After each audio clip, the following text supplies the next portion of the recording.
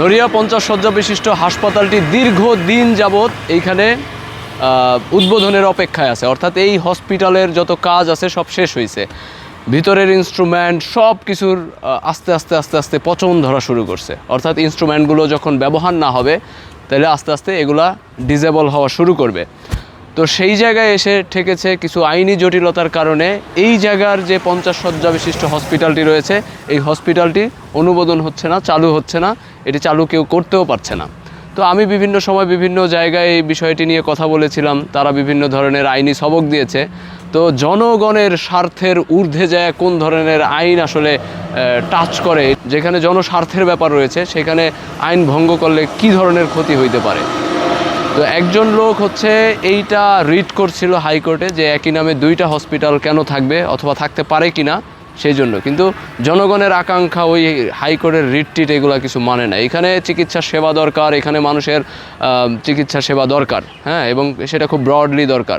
এই জায়গাটা নড়িয়া উপজেলার প্রায় মাঝামাঝি জায়গা। তো সেই জায়গা থেকে যদি আমি বলি যে এই হসপিটালটি দীর্ঘদিন যাবৎ এইভাবেই রয়েছে, অর্থাৎ কমপ্লিটলি কাজ হওয়ার পরেও এটি উদ্বোধন হচ্ছে না, চালু হচ্ছে না, অর্থাৎ জনগণ এটার কোনো সুফল ভোগ করতে পারছে না, কোনো সেবা পাচ্ছে না। তো সেই জায়গা থেকে বিভিন্ন সময় বিভিন্ন মানুষের পক্ষ থেকে, সিভিল সোসাইটির পক্ষ থেকে দাবি উঠেছিল, কিন্তু আমরা দেখেছি শেষ পর্যন্ত গিয়ে জেলা প্রশাসন কিংবা এই যে স্বাস্থ্য সম্পৃক্ত যারা রয়েছে এরা এখানে ব্যর্থ হয়েছে।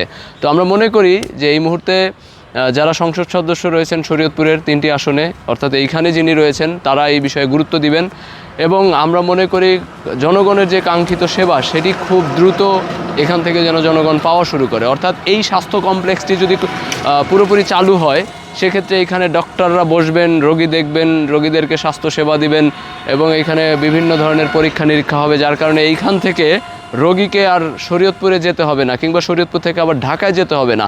তো এইখানকার যে সার্ভিসটা, এই সার্ভিসটা এইখানে না পাওয়ার কারণে শরীয়তপুর সদর হাসপাতালে সেটির ইম্প্যাক্ট পড়ে, এবং সেখানে ধরেন আপনার যদি 150 বেড থাকে, আমরা দেখছি যে বিভিন্ন সময় 400-450 রোগী পর্যন্ত ভর্তি থাকে, এবং ডাক্তার এবং নার্সদের খুব অভাব সেখানে তৈরি হয়। তো এই জন্য একটা সংকট তৈরি হয়, সেই সংকটের কারণে দেখছি বিভিন্ন সময় যে বেশ কিছু জটিলতা, এবং এই মুহূর্তেও সেটি আসলে বোঝা যাচ্ছে যে বেড নাই সেখানে, রোগীরা ফ্লোরে, মেঝেতে, বারান্দায় বিভিন্ন জায়গায় শোয়ায় রাখতে, এবং ওষুধ পাওয়া যাচ্ছে না ঠিক মতো, চিকিৎসকদের পাওয়া যাচ্ছে না, নার্সদের সেবা পাওয়া যাচ্ছে না। তো সব ধরনের জটিলতা, প্রতিবন্ধকতা কিন্তু সেখানে তৈরি হচ্ছে।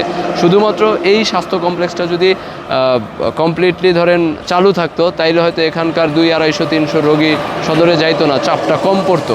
তো এই জন্য বলবো যে এটা নিয়ে আসলে ভাবা উচিত, এবং জনগণের পক্ষ থেকে দাবি হওয়া উচিত, আওয়াজ ওঠা উচিত যে এই স্বাস্থ্য কমপ্লেক্সটি যেন অতি দ্রুত স্বাস্থ্য সেবার জন্য চালু করে দেওয়া হয়।